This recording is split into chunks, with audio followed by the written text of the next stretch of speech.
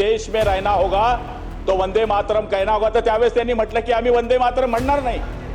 या लोकांनी काय षडयंत्र रचलेलं आहे की हिंदुस्थानामध्ये राहायचं, इथं मुलं पैदा करायची, इथली हवा घ्यायची आणि औरंगजेबाची या ठिकाणी पुष्टी करायची। अध्यक्ष महोदय, अशा लोकांना या सभागृहामध्ये बसण्याचा अधिकार नाहीये। छत्रपती शिवाजी महाराजांच्या बाबतीमध्ये, संभाजी महाराजांच्या बाबतीमध्ये या पद्धतीने जर हे बोलत असतील, औरंगजेबाची बढाई मारत असतील, काशी से कला जाती मथुरा में मस्जिद बनती, अगर एक छत्रपती ना होते तो सबकी सुन्नत होती, अशा छत्रपती शिवाजी महाराजांच्या बाबतीमधल्या असे जर उद्गारे औरंगजेबाची औलाद काढत असतील तर अध्यक्ष महोदय यांच्यावर देशद्रोहाचा गुन्हा दाखल केला गेला पाहिजे। अध्यक्ष महोदय, ज्यांनी धर्मांतर करण्याकरता किती लोकांना इथं धर्मांतर केले, किती लोकांना वाटवलं, किती मंदिरं उद्ध्वस्त केली, अशा औरंगजेबाची पुष्टी या सभागृहामध्ये केली जाते। अध्यक्ष महोदय, हे सभागृह आहे, हे धार्मिक सभागृह नाहीये, हे सभागृह कायदा बनवणारं सभागृह आहे।